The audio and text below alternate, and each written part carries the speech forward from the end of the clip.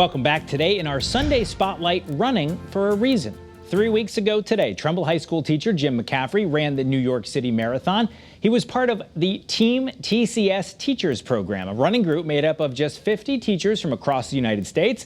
McCaffrey's an English teacher and the cross-country coach at Trumbull High, who's experienced unimaginable challenges and loss in his life and has run through it all. In 2017, his 6-year-old daughter, you see her there, Mia, she died of cancer. In the midst of her disease, she was determined to raise money for cancer research.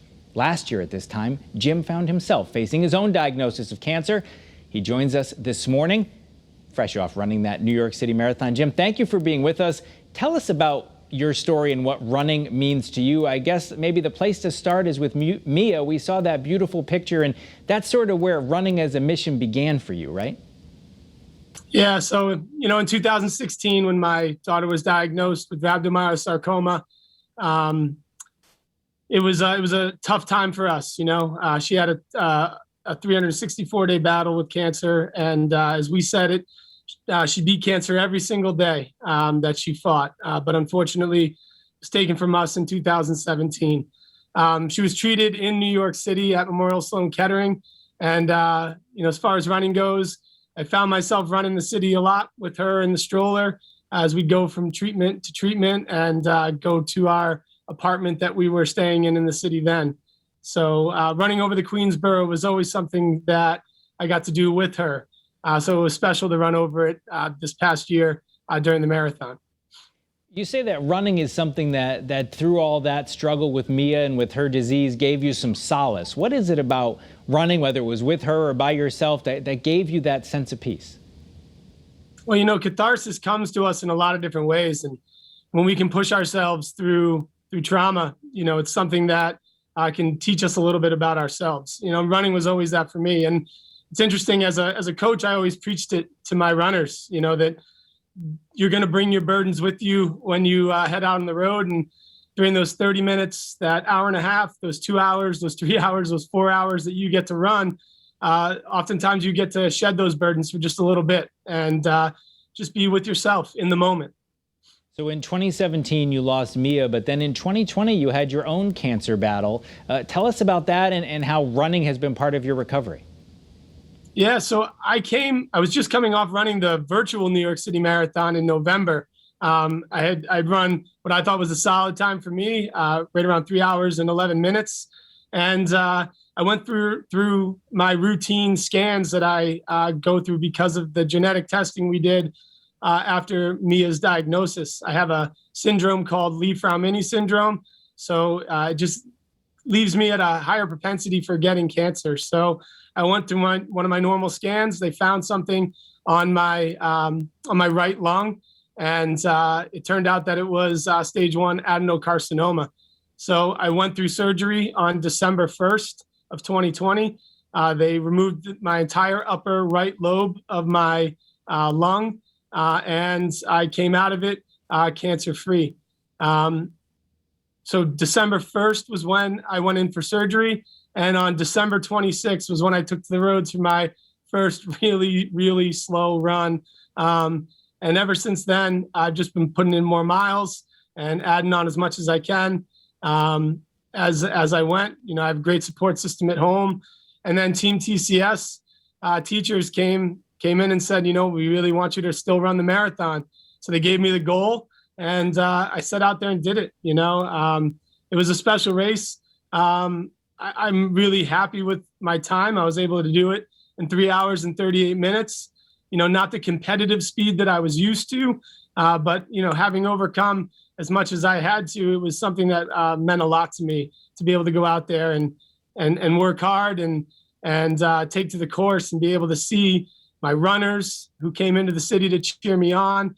There was a moment at mile 8 where I got to stop and hug my wife, and she just told me she was proud of me and proud of everything that we had been through. And it was really a special moment and held me through the rest of the race. We're looking at video right now of that hug. Certainly the whole marathon looks like a whole series of special moments. I want to ask you about something I read about you, and it's something that you do both as a runner and as a coach, and that's carrying a rock to the starting line. Can you tell us about that? Yeah, so with my runners, I spoke to it earlier, the idea that you carry your burdens with you. I had a really special group of runners right after my daughter had passed, and I invited them one day to pick up a rock and come with me on what we call the rock run. My daughter's buried 3 miles from campus, and these girls had all known her very closely and known my fight very closely. And I invited them all to carry the rock with them on the run, and they got to leave it at Mia's gravesite. And then after that, I wanted to figure out a way to incorporate that message into the future teams without trying to replicate something so personal and so important. So what I started to do was at the beginning of the season, I told them all to go out and get a rock. We do a workout where they have to carry it with them. And then halfway through the workout, I talk about how all of them were carrying this rock with them, how some people probably were looking at the rocks of the people next to them, talking about how they were bigger than theirs, and maybe they didn't pick up a big enough rock, or maybe they looked at theirs and theirs was bigger than everybody else's. And I take this metaphor and kind of relate it to the burdens we carry in our lives, that all of us have to carry something with us. So when we go to the starting line of our races, our girls bring their rocks with them. They put them down at the starting line, and for that bit of time that they get to run the course, they get to shed their burdens, fully aware that they have to pick them back up after they cross the finish line. And when you ran New York, I know you had a rock that you carried as well on that same symbolism. So there's so much from your story that may inspire our viewers beyond the fact that some might just be saying, geez, I guess I should have gone for a run because the guy ran a marathon in 3.5 hours and half of his lung is missing. But beyond that, what do you want people to take from your story? It's such a touching story, Jim, in so many ways, but what do you hope other people take from it? I mean, the biggest thing I've learned in my life is that the trauma that we face, the past traumas that we go through, are things that can serve as a mechanism or as fuel for triumph. And I've really started to learn that that important lesson as I've gone through my life and attempted to learn to live with the grief that we have. You know, grief is like an article of clothing that we have to put on every single day.